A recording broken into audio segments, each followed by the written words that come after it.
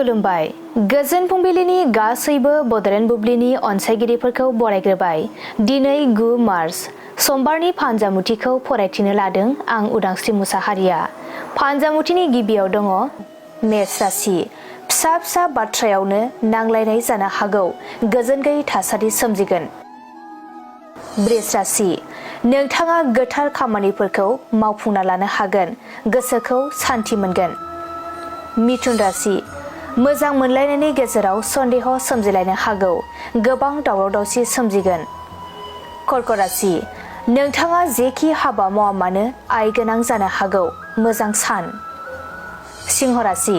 नंखाय दायनि थाखायनो सोरजोंबा निन्दा होजानो हागौ, गोसोआव लाजिखांनाय सोमजिगोन। कन्या राशि। नोंथाङा गोजौ फारसे दावगालांनो हागोन, समाजाव बयजोंबो मान होजागोन। तुला राशि। बेफार फालांगि खालामोब्ला गोबां मुलाम्फा जानो हागौ, रांखावरि आरजिना लानो हागोन। वृश्चिक राशि। नोंथांनि जानो गोनां खामानिया आद्रा जानानै थागोन, खामानि मावनो गोसो जानाय नङा।